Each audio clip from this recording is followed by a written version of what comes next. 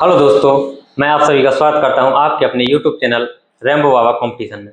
हम पढ़ रहे हैं यूपी पुलिस एसआई 2025 के लिए हिंदी। क्या पढ़ रहे हैं? यूपी पुलिस एसआई 2025 के लिए हिंदी पढ़ रहे हैं। और हिंदी में हम पढ़ चुके हैं, क्या पढ़ चुके हैं? वचन पढ़ चुके हैं। कल हमने क्या किया? वचन समाप्त किया। और आज हमको स्टार्ट करना है क्या? कारक। क्या पढ़ना? कारक पढ़ना है। लेकिन कारक पढ़ने से पहले एक चीज हमको देखनी है।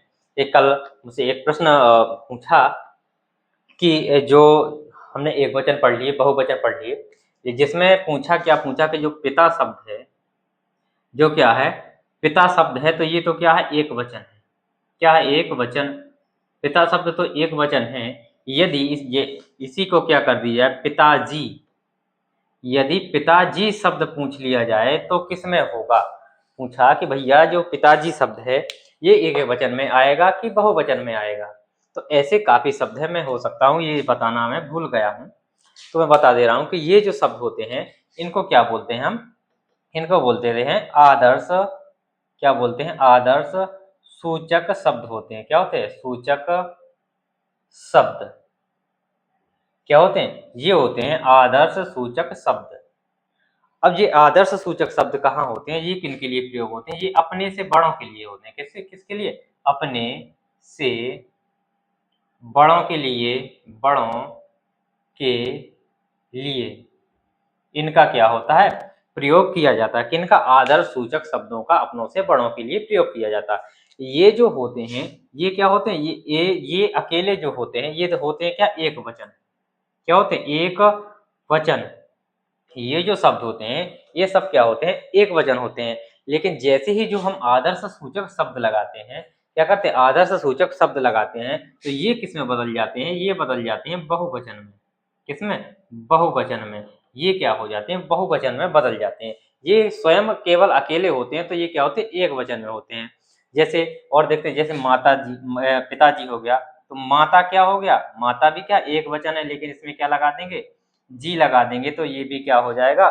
बहुवचन हो जाएगा। इसी प्रकार क्या? गुरुजी। गुरुजी, गुरु क्या है? एक वचन है, लेकिन गुरुजी क्या है? बहुवचन हो जाता है। क्या होता है? बहुवचन हो जाता है। गांधी जी, क्या गांधी जी एक व्यक्ति थे? क्या है? गांधी जी क्या एक व्यक्ति थे जो क्या है? एक वचन थे, लेकिन उनको अगर जी लगाएंगे तो वो क्या? गांधी, तो क्या हो जाता है? वो बहुवचन में बन जाते हैं। क्या उसको ये शब्द क्या हो जाता है? फिर बहुवचन हो जाता है। गांधी जी क्या हो जाता है? फिर बहुवचन में आने लगता है। ये आदर्श सूचक शब्द होते हैं। जब इनमें आदर्श सूचक शब्द जोड़ा जाता है तो ये क्या होते हैं? बहुवचन बन जाते हैं। और भी इसके और भी शब्द हैं। जैसे जैसे क्या हो गया? कोई साहब हो गया। क्या? साहब जी। साहब के पीछे जी लगाएंगे, साहब जी। महाशय। महाशय, क्या हो गया? महाशय हो गया। स्वामी हो गया। क्या हो गया? स्वामी जी हो गया। क्या हो गया? स्वामी जी हो गया। आचार्य हो गया। क्या हो गया? आचार्य हो गया। ये आदि शब्द क्या हैं? ये सब कहते हैं, ये सब क्या हैं? ये क्या हैं? आदर्श सूचक शब्द हैं। अब आदर्श सूचक शब्द में क्या लगाया जाता है? जैसे कि आप लगा देते हैं। क्या? आप होते हैं ये आदर्श। आप लोग। क्या? आप लोग हो गया। जी हो गया। श्री हो गया। श्रीमती हो गया। क्या हो गया? श्रीमती हो गया। तो ये सब क्या है? ये सब क्या है? आदर्श सूचक शब्द हैं। ये सब क्या है? आदर्श सूचक शब्द हैं। तो यदि इनमें इनके पीछे क्या लगा है? जी, आप, ये सब चीजें आए तो क्या होंगे? ये बहुवचन में आ जाएंगे। क्या हो जाएंगे? ये बहुवचन में आ जाएंगे। ये बहुत ही बढ़िया ये चीज थी जो समझने लायक थी। तो ये चीज आप समझ के नोट कर सकते हैं कि आदर्श सूचक शब्द यदि पूछा जाता है तो क्या होगा? वो बहुवचन में माना जाएगा। क्या माना जाएगा? आदर्श सूचक शब्द को क्या माना जाएगा? बहुवचन माना जाएगा। क्या माना जाएगा? बहुवचन माना जाएगा। अब हम इसको नोट कर लो, फिर हम करते हैं, क्या करते हैं? स्टार्ट करते हैं हम कारक। हिंदी अब हमको पढ़ना है क्या? कारक। क्या पढ़ना है? कारक। ये क्या पढ़ना है? हमको पढ़ना है कारक। तो चलिए हम स्टार्ट करते हैं, इसको नोट कर लो, फिर हम पढ़ते हैं कारक। कारक बताइए, कारक क्या है? कारक का मतलब क्या है? क्या अर्थ निकलता है कारक से? बताओ। कारक का मतलब तो एक तो निकल सकते हैं कि जो क्या हो? करने वाला हो। क्या हो? करने वाला, जो कार्य को करने वाला हो। तो कार्य को करने वाला कौन होगा? तो किससे, कार्य को करने से क्या होगा, कोई व्यक्ति संबंधित होगा। जो करने वाला तो किसी कार्य को कर रहा होगा, क्या होगा, कोई कार्य को करने वाला है तो कोई ना कोई कार्य कर रहा है, तो वो क्या हो उससे, जब जिस कार्य को जो व्यक्ति कर रहा है तो वो क्या उससे संबंधित होगा। तो यही इससे क्या है, कारक का मतलब ही यही होता है। क्या होता है कारक का मतलब, कि क्रिया से संबंधित होना। क्या होता, किससे, क्रिया से संबंधित होना ही कारक का क्या होता, अर्थ होता है। सामान्य अर्थ या इसका जो शाब्दिक अर्थ है यही है कि क्या है, कि क्रिया से संबंधित होना। क्या होना, किससे संबंधित होना, क्रिया से संबंधित होना। या क्या कह सकते हैं कि क्रिया को करने वाला। क्या कह सकते हैं, क्रिया को करने वाला या कार्य को करने वाला क्या होगा, उसी को हम क्या कहेंगे, कारक कहेंगे। क्या कहेंगे, कारक कहेंगे। तो इसका यदि क्या देखा जाए, सामान्य अर्थ या शाब्दिक अर्थ देखें, क्या कहें, शाब्दिक अर्थ देखें तो क्या होता है, क्रिया, क्या होता है, क्रिया से संबंधित, क्या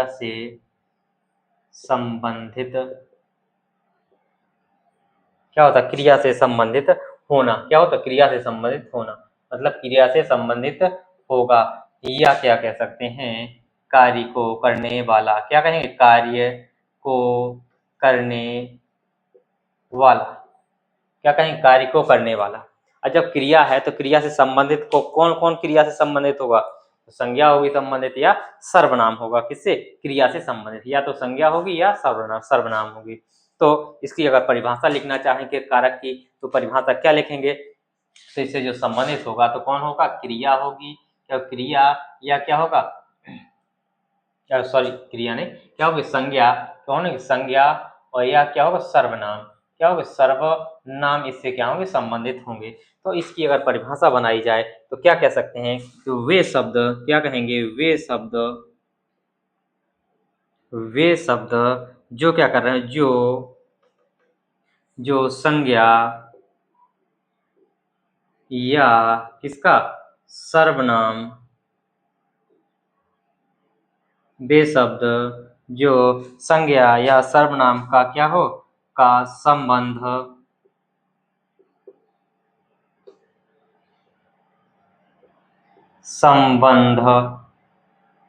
क्या कर रहे हैं, वे शब्द जो संज्ञा या सर्वनाम का संबंध क्रिया से जोड़ते हैं। किससे, क्रिया से जोड़ते हैं। किससे जोड़ते हैं, क्रिया से क्या करते हैं, क्रिया से क्या करते हैं, जोड़ते हैं,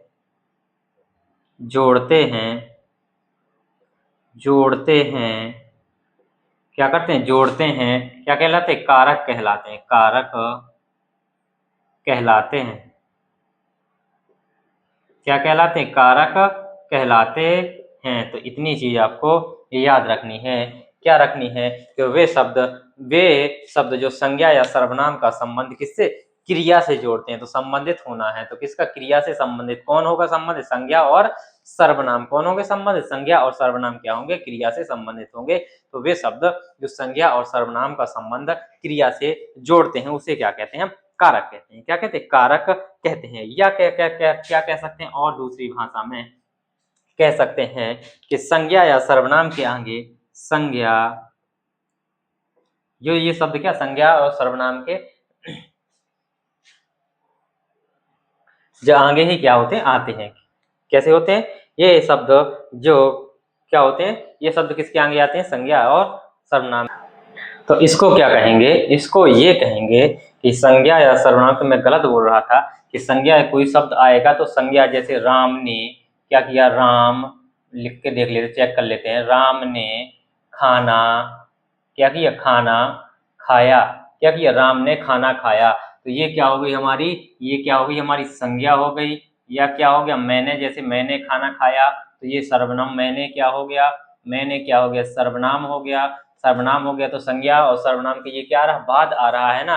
तो बाद में जो क्या आ रहा है, बाद में शब्द आ रहे हैं, तो इसमें परिभाषा में ये लिखेंगे हम, मैं गलत बोल रहा था। तो संज्ञा क्या लिखेंगे, संज्ञा या सर्वनाम, क्या करते हैं, संज्ञा या सर्वनाम के बाद क्या लिखेंगे, आगे नहीं लिखेंगे, क्या लिखेंगे, संज्ञा या सर्वनाम के बाद जब क्या होते, जब ने या को इत्यादि शब्द क्या होते हैं? इत्यादि शब्द या क्या कह सकते हैं? इत्यादि विभिन्न क्या इनको क्या कह सकते हैं? इत्यादि विभक्तियां क्या? इत्यादि विभक्तियां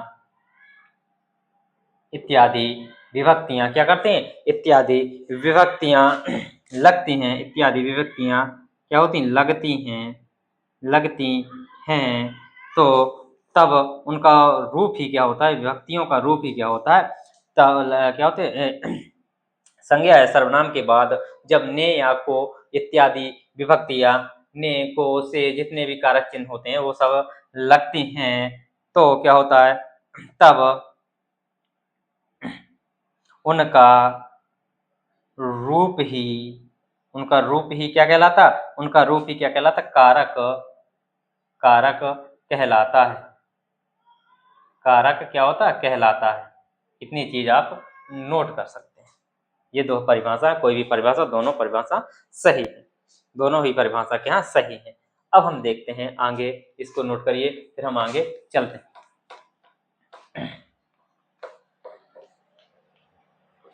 एक बार मैं चेक कर लूं चल रहा है कि नहीं चल रहा है। कैमरा चल रहा है। तो इतनी चीज। अब हम इसको उदाहरण से समझते हैं। कैसे इसको उदाहरण से समझते हैं, फिर हम आगे करते हैं। जैसे उदाहरण में देखते हैं, उदाहरण में कि राम ने रावण को बाण से मारा। क्या किया? राम ने क्या किया? इसको रावण को किससे? राम ने रावण को किससे मारा? बाण से मारा। बाण से क्या किया? मारा। अब यहां पर देखो, ये राम क्या हो गया? हमारा संज्ञा हो गया। संज्ञा हो गया कि नहीं? संज्ञा हो गया ना। और यही क्या है? संज्ञा के साथ ये क्या है? हमारा कर्ता है। ये क्या है? कर्ता है। रावण भी क्या है? एक संज्ञा है। ये भी संज्ञा है। और बाण भी क्या है? एक संज्ञा है। जो तीर होता है वो भी क्या है? संज्ञा है। और ये जो है मारना, ये क्या है? हमारी क्रिया है। क्या है? क्रिया है। तो अब इसमें क्या कहा गया कि वे शब्द जो संज्ञा या सर्वनाम का संबंध किससे? क्रिया से जोड़ते हैं। क्या होते हैं? क्रिया से जोड़ते हैं। तो ये किससे? ये क्या है? संज्ञा है। या क्या होता? सर्वनाम। तो इसने एक संज्ञा का संबंध किससे जोड़ा कि राम ने क्या किया? रावण ने किससे? बाण से मारा। किससे मारा? बाण से मारा। तो मतलब इसका जो अर्थ है, बाण से जो मारा है, तो किसके लिए? यहाँ पर कौन से होगा? मारना जो क्रिया है, तो मारना क्रिया है, तो इसमें यहाँ पे किससे? इसने मारा है। बाण से क्या किया है? इसने रावण को क्या किया है? मारा है। तो यहाँ पर जो हम संबंध देखना चाहते थे वो क्या है? संज्ञा और क्रिया। या तो क्या होता? सर्वनाम। क्या होता? सर्वनाम। तो ये होता। तो ये और इसमें जो जोड़ रहा है, इसमें जो इसका जो संबंध बता रहा है, जो से जो संबंध बता रहा है, यही क्या है? कारक है। यही क्या है? कारक है। तो संज्ञा और क्रिया के मध्य संबंध कौन बता रहा है? जो से शब्द बता रहा है। यही जो से शब्द है, इसी को कहेंगे हम क्या? कारक। तो किससे मारा? बाण से मारा। किससे मारा? बाण से मारा। तो क्रिया का संबंध किससे? बाण से बता रहा है कि बाण से रावण को मारा। तो ये संबंध है। और ये भी देखे कि किसके? संज्ञा सर्वनाम के बाद जब क्या? ने, ना या को, तो ये क्या? ये संज्ञा है। इसके बाद भी क्या है? ने आया, तो ये भी क्या? एक कारक है। ये भी क्या? कारक है। रावण यहाँ भी संज्ञा, इसके बाद को आया, ये भी क्या है? कारक है। तो ये भी क्या है? कारक है। तो यहाँ पर जो से मारा गया, तो यहाँ पर कौन सा कारक है? तो यहाँ पर है करण कारक। कौन सा है? करण कारक। कौन सा कारक है? करण कारक है। कौन सा कारक है? करण कारक है। इतनी चीज आपको समझनी है। इतनी चीज आपको समझ में आ गई होगी। अब करण कारक कैसे है, ये अभी जब पढ़ रहे होंगे हम, ये उसको एक विस्तार से पढ़ेंगे। तो यही उदाहरण हमने समझा ये संबंध किससे, संज्ञा या सर्वनाम से क्या क्रिया का संबंध कैसे बताती हैं और कैसे ये इससे पहले प्रयोग होते हैं। तो यहाँ पे देखा संज्ञा के बाद क्या, संज्ञा पहले फिर बोल दिया मैंने, संज्ञा के बाद ही ये प्रयोग हुआ है, या सर्वनाम होता तो सर्वनाम के बाद, यहाँ भी संज्ञा के बाद, यहाँ भी संज्ञा के बाद, यहाँ भी संज्ञा के बाद, तो ये भी परिभाषा हमारी क्या है, सही परिभाषा है। क्या सही परिभाषा है। तो इतनी चीज आप नोट कर सकते हैं। फिर हम आगे चलते हैं, कुछ इंपॉर्टेंट बिंदुओं को नोट करेंगे, फिर हम क्या करेंगे, आगे बढ़ेंगे। चलिए इसको देख नोट कर सकते हो, स्क्रीनशॉट भी ले सकते हो।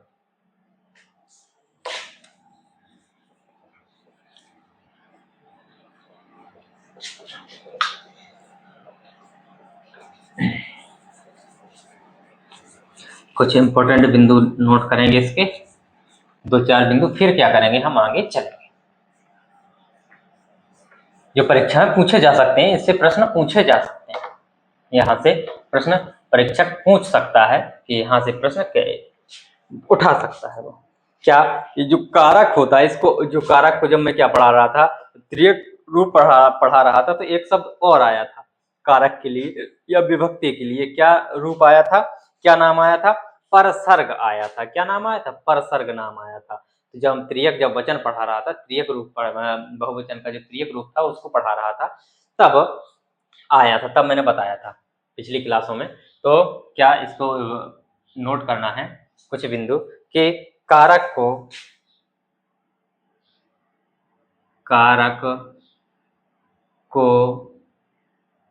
विभक्ति, कारक को विभक्ति और किस रूप से, किस नाम से, परसर्ग भी कहते हैं। ये लाइन मैंने वहां नहीं लिखवाई थी क्योंकि यहाँ पर लिखवाना था। क्या कहते हैं, कारक को विभक्ति और परसर्ग भी कहते हैं। किसको कहते हैं, कारक को क्या कहते हैं, विभक्ति और परसर्ग भी कहते हैं। क्या कहते हैं, कारक को विभक्ति और परसर्ग भी कहते हैं। दूसरा बिंदु क्या है हमारा, दूसरा पॉइंट क्या है इंपॉर्टेंट, कि कारक जो विभक्ति होती है या जो परसर्ग होता है, वो क्या सदैव किसके संज्ञा या सर्वनाम के क्या होता है, बाद में प्रयोग होता है। यहाँ पर देखो, वहां पर क्या होता है, जो कारक होता है, जो क्या होता है, जो कारक, वो लाइन फिर से लिखी जो अभी परिभाषा में लिखी थी, कारक विभक्ति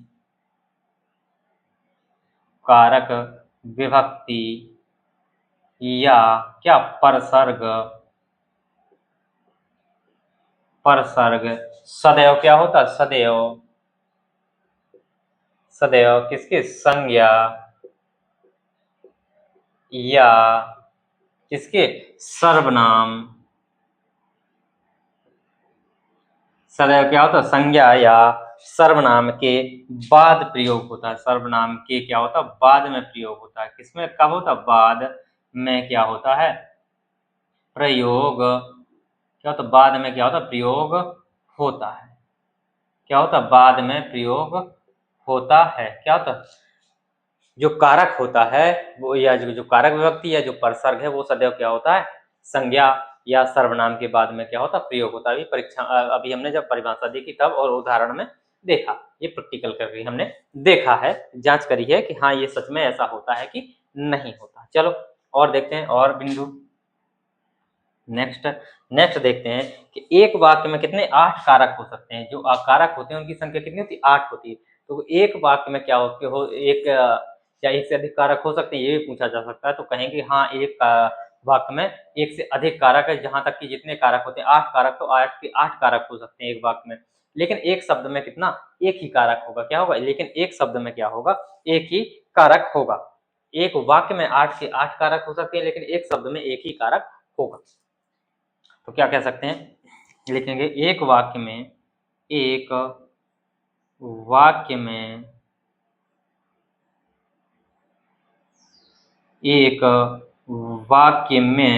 कितने हो सकते हैं, एक वाक्य में 8 कारक हो सकते हैं। 8 कारक एक वाक्य में। अभी मैं आज नहीं लेके आया, कल एक 8 ही कारक वाला वाक्य लेके आऊंगा। एक वाक्य में 8 कारक, एक वाक्य क्या लिख रहा था, एक वाक्य में 8 कारक हो सकते हैं। क्या हो सकते हैं? एक वाक्य में 8 कारक क्या कर सकते हो सकते हैं, हो सकते हैं। लेकिन एक शब्द में, एक शब्द में केवल एक ही क्या होगा, एक ही कारक होगा। एक शब्द में क्या होगा, एक ही कारक होगा। इतनी चीजें ये आपको याद करके रखनी। और अगला बिंदु क्या है, अगला बिंदु ये लिख लीजिएगा कि हिंदी भाषा में 8 प्रकार के कारक होते हैं। कितने होते हैं? हिंदी, जिनको अभी हमको पढ़ना, हिंदी भाषा में, हिंदी भाषा में कितने होते हैं? 8 प्रकार के,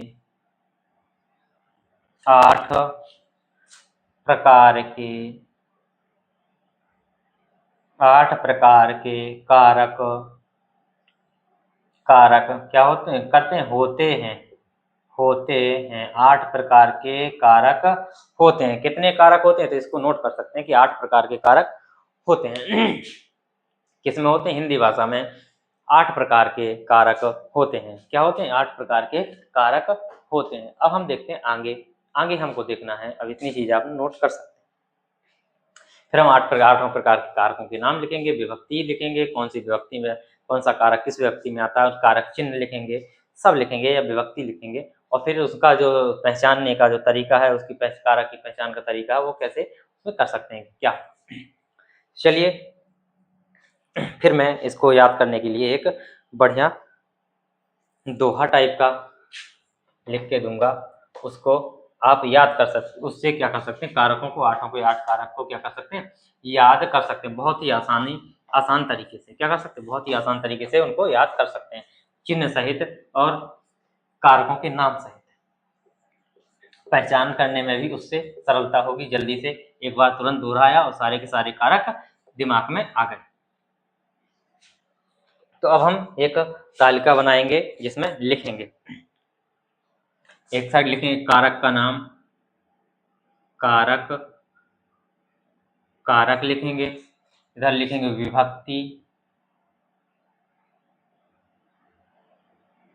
विभक्ति या इसी को क्या कहते हैं, इसी को कहते हैं क्या, कारक चिन्ह कहते हैं। क्या कहते हैं? इसी को कहेंगे कारक चिन्ह, कारक चिन्ह। और विभक्ति में और लिखेंगे जो प्रथमा द्वितीय होती है, तो इसको फिर लिख लीजिए विभक्तियां कर लो। यहाँ पे विभक्तियां और पास में लिखो इनको, और पास में, नहीं तो आ नहीं पाएगा ये। कारक को और इधर लिखो, कारक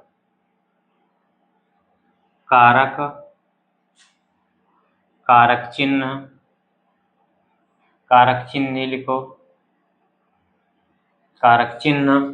यहाँ पर विभक्ति के बाद कारक की पहचान, यहाँ लिखो कारक की पहचान। क्या पहचान है, क्या पहचान होगी, इस तरीके से बना लो कि नीचे ऐसे। अब एक एक करके हम लिखेंगे। सही आ रहा है? हाँ सही आ रहा। पहला कारक कौन सा होता है? वो होता है कर्ता। कौन सा होता है?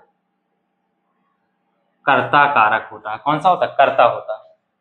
कर्ता कारक में कर्ता कारक का चिन्ह क्या होता है? तो कर्ता का क्या चिन्ह होता है? ने होता है। क्या होता है? कर्ता का जो चिन्ह होता है ने होता है। तो यहाँ पर विभक्ति कौन सी होती है? वो होती है कौन सी? प्रथमा विभक्ति।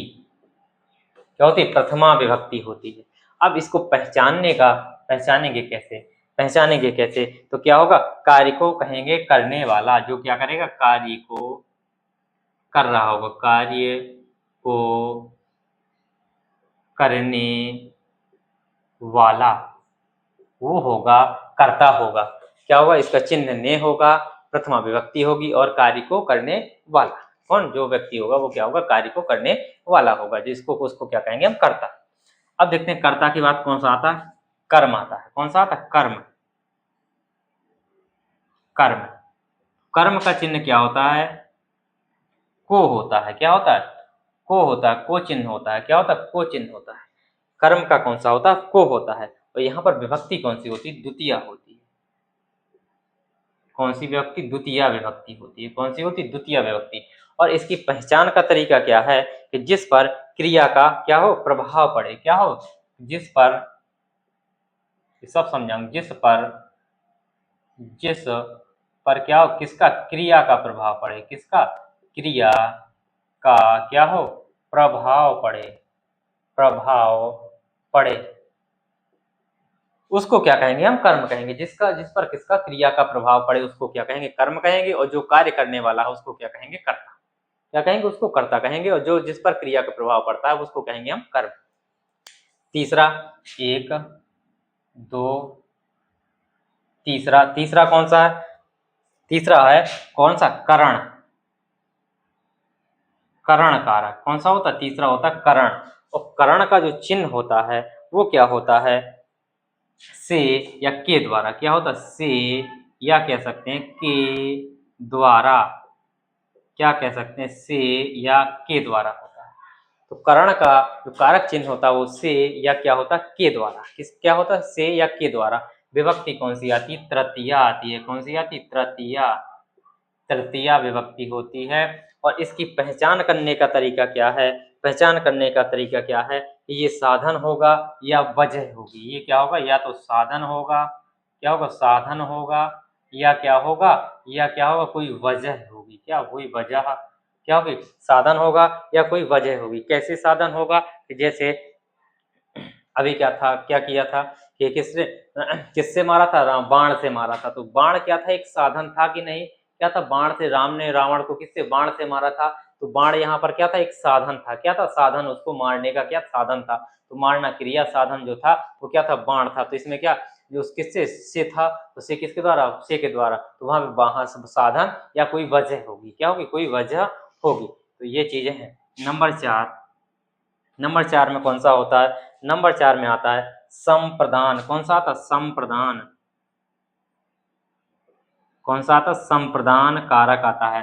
तो संप्रदान का क्या होता है, संप्रदान का कारक चिन्ह क्या होता है, को के लिए। को के लिए, को के लिए। विभक्ति कौन सी होती, चतुर्थी।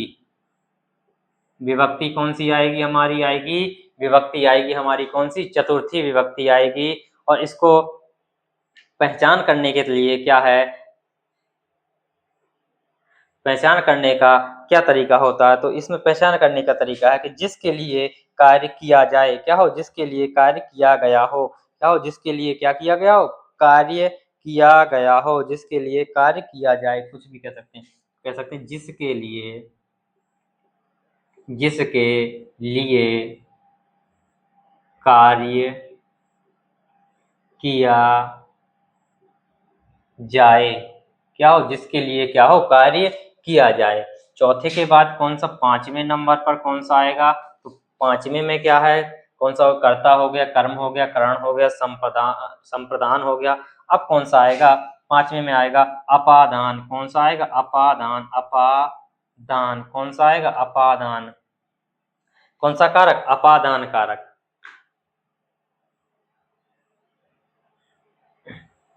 कौन सा कारक, अपादान कारक आएगा। अपादान कारक में, अपादान कारक का क्या होता है चिन्ह, अपादान का होता है से। अपादान का भी क्या होता है, से होता है। लेकिन क्या होता है, अलगाव के लिए होता है। अलगाव मतलब जैसे पेड़ से पत्ता गिरता है, मतलब एक से क्या होगा, दूसरी चीज क्या हो रही होगी, अलग हो रही होगी। क्या हो रही होगी, अलग हो रही होगी। तो इसमें, इसमें विभक्ति कौन सी होगी, इसमें विभक्ति होगी कौन सी, पंचमी। कौन सी विभक्ति होगी, पंचमी। पंचमी विभक्ति होगी। इसमें क्या होगा, एक चीज क्या हो रही होगी, किसी दूसरी चीज से क्या हो रही होगी, अलग हो रही होगी। तो इसमें लिख सकते हैं पहचानने का तरीका, एक चीज से, एक चीज क्या हो सकती है, दूसरी चीज से, दूसरी चीज से क्या हो रही होगी, अलग।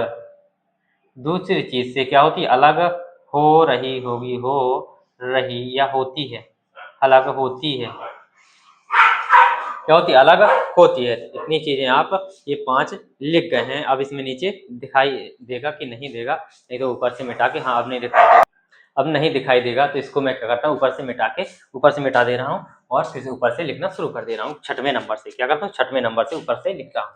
ठीक, ये आपने नोट कर लिया होगा। आप लोग नोट कर सकते हैं, स्क्रीनशॉट भी ले सकते हैं, एक एक करके मिटाते चलेंगे, लिखते चलेंगे। तो कौन सी हो गई, 5वें नंबर, नंबर 6। 6वें नंबर में कौन सा हो गया, अपादान हो गया। अपादान के बाद कौन सा आता है, संबंध आता है। कौन सा आता है, संबंध कारक, संबंध कारक। तो संबंध में क्या, किसका का होता है, इसका चिन्ह इसमें होता है, इसमें क्या होते हैं, का, की, के, रा, री, रे, ना, नी, ने, ये सब चिन्ह होते हैं। इसके क्या होते हैं, ये सब चिन्ह होते हैं। और इसमें विभक्ति कौन सी होती है, इसमें विभक्ति होती है षष्ठी। कौन सी होती है, षष्ठी विभक्ति होती है। क्या होती है, षष्ठी विभक्ति होती है। क्या होती है, षष्ठी विभक्ति होती है। और इसमें संबंध है तो क्या होगा, इसमें संबंध में संबंध बताएगा तो क्या होगा, एक पद, इसमें क्या होगा, एक पद का दूसरे पद से क्या होगा, संबंध होगा। क्या होगा, संबंध होगा। इसमें क्या होगा, एक पद से दूसरे पद का क्या होगा, संबंध होगा। क्या होगा, एक पद से या अन्य पद का क्या होगा, ये एक पद का क्या होगा, अन्य पद से क्या, दूसरे पद से क्या होगा, संबंध होगा। ये हमने देखा 6वां। अब देखते हैं नेक्स्ट देखते हैं।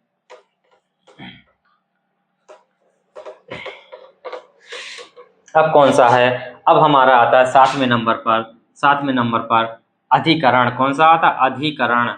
अधिकरण, अधिकरण का जो कारक चिन्ह है वो क्या है, में और पर है। विभक्ति कौन सी होगी, सप्तमी विभक्ति होगी। क्या होगी, सप्तमी विभक्ति। अब में और पर है तो मेज पर या कुर्सी पर या किसी जगह पर, मकान में, तो इसमें क्या, किसी स्थान की बात चल रही होगी। इसमें क्या होगा, तो इसमें संज्ञा या सर्वनाम का क्या होगा, स्थान होगा। तो पहचानने के लिए क्या, इसमें संज्ञा या किसका, सर्वनाम, सर्वनाम का क्या होगा, स्थान होगा। स्थान के बारे में चर्चा चल रही होगी। किसकी चर्चा चल रही होगी, स्थान की चर्चा चल रही होगी। अब देखते हैं अंतिम और लास्ट हमारा क्या है, लास्ट है हमारा कौन सा, संबोधन कारक। कौन सा, 8वां कौन सा होता है, संबोधन। संबोधन आराम से लिख सकते हैं, संबोधन। संबोधन में क्या होता है, हे, हो, अरे, ये सब क्या कैसे होते हैं, विस्मय बोधक होते हैं। इसी को क्या बोलते हैं, विस्मय बोधक, संबंध बोधक। हे, भो, अरे, और रे भी होता है। क्या होता है, रे भी हो सकता है। और क्या हो सकता है, और भी हो सकते हैं, जैसे अहो, ओ, ये सब क्या हो सकते हैं, ये इसके क्या, संबंध के चिन्ह हो सकते हैं। अब विभक्ति कौन सी होती है, विभक्ति होती है इसमें कौन सी, अष्टमी। अष्टमी विभक्ति होती है कौन सी, अष्टमी विभक्ति होती है। और इसका चिन्ह क्या होता है, इसमें क्या होगा, इसका पहचान करने का तरीका क्या होगा। ये क्या करेगा, ये किसी को क्या करेगा, संबोधित करेगा। इसमें क्या होगा, ये क्या करेगा, जब किसी को संबोधित किया जाए, इसमें क्या होगा, किसी को जब किसी को क्या हो, संबोधित, संबोधित क्या क्या किया जाए, जब किसी को क्या किया जाए, संबोधित किया जाए, तो वहां पर क्या होगा, वहां पर संबंध कारक, सॉरी, संबोधन, संबोधन का मतलब किसी को वहां पर संबोधित किया जाएगा, संबोधित कारक, संबोधन कारक होगा। तो यहाँ पर इतनी चीज आप देख सकते हैं। आराम से इसको क्या कर सकते हैं, नोट भी कर सकते हैं, आराम से स्क्रीनशॉट ले सकते हैं। फिर मैं इसको कारक को याद करने का एक दोहा लिख रहा हूँ, फिर उसको नोट करके इसके बाद क्लास समाप्त करेंगे और कल हम एक एक करके कारकों को पढ़ना शुरू करेंगे। तो इसको आप स्क्रीनशॉट ले सकते हैं, जिसमें क्या होगा, हम सब याद कर लेंगे। थोड़ी सी ट्रिक लगेगी, बस याद करने की ट्रिक है। कैसे याद करेंगे इनको, कैसे याद करेंगे, इसकी ट्रिक।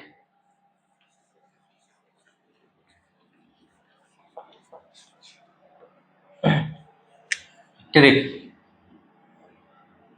क्या है कि इसको लिख सकते, क्या लिखेंगे, हम लिखेंगे कर्ता,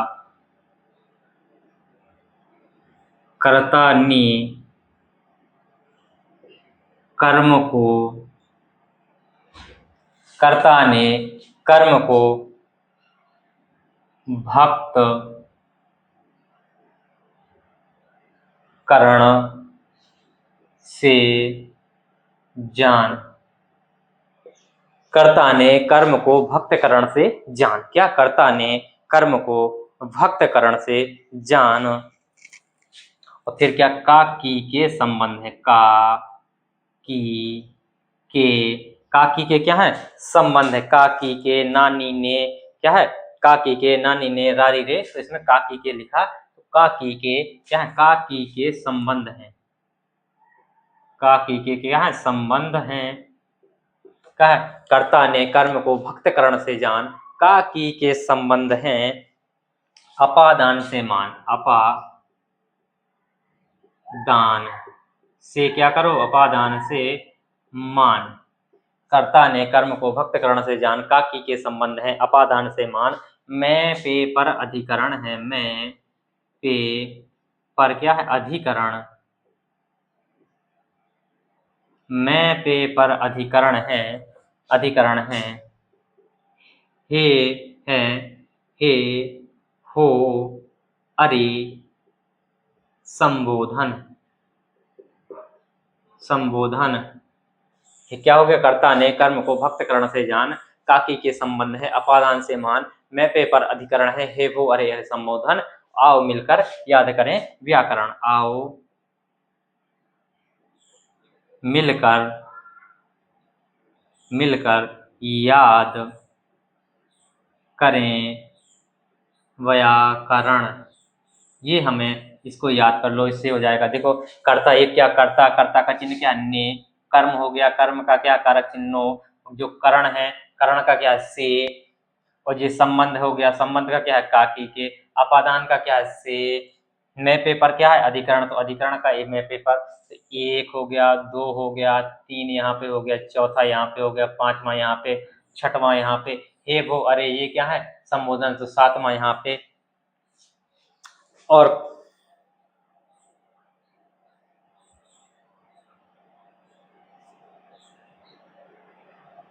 मैं पेपर अधिकरण है, हे वो अरे, और कोई छूट रहा क्या, देखो इसमें छूट रहा है क्या कुछ, हाँ यहाँ पर एक चीज छूट गई है, यहाँ पर ये चीज यहाँ पे ये छूट गई है, यहाँ से दोबारा लिखना पड़ेगा, ये गड़बड़ हो गया, एक लाइन छूट गई है भैया, एक लाइन छूट गई है, यही तो होता है। क्या हो गया, कर्ता ने कर्म को भक्त करण से जान, संप्रदान को के लिए, क्या संप्रदान छूट गया, संप्रदान, संप्रदान क्या, संप्रदान को के लिए, संप्रदान को के लिए अपादान से मान, अब आ गया, कर्ता ने कर्म को भक्त करण से जान, संप्रदान को के लिए अपादान से मान, मैं पे पर अधिकरण है। अब देखो काकी के संबंध हैं, का की के संबंध हैं, संबंध हैं, मैं पे पर अधिकरण, क्या हो गया, काकी के संबंध है, मैं पे पर अधिकरण, अब आ गया हे भो अरे संबोधन, हे हो अरे संबोधन, संबोधन, और याद करो, याद करो व्याकरण। अब देख सकते हैं, अब देख सकते हैं आ गया है, अब देख सकते हैं कि आ गया है, तो ये एक दो तीन हो गया, चौथा ये हो गया, इसके काकी के संबंध अपादान से मान, इसका पांचवा हो गया, को के लिए काकी के संबंध, ये संबंध छठवां हो गया, मैं पेपर अधिकरण सातवां हो गया, हे वो अरे संबोधन ये क्या हो गया हमारा आठवां, आठों के आठ हो गए। इनको क्या कर सकते हैं, आसानी से याद कर सकते हैं, तो क्या कहेंगे, कर्ता ने कर्म को भक्त करण से जान, संप्रदान को के लिए अपादान से मान, काकी के संबंध है, मैं पेपर अधिकरण, हे वो अरे संबोधन, याद करो व्याकरण। इसको हम क्या कर सकते हैं, याद कर सकते हैं, ट्रिक समझ सकते हैं, बाकी की चीज कल हम कर्ता से हम नेक्स्ट क्लास में पढ़ रहे हैं। थैंक यू दोस्तों, क्लास अच्छी लगी तो प्लीज लाइक शेयर सब्सक्राइब जरूर करिएगा। थैंक यू दोस्तों।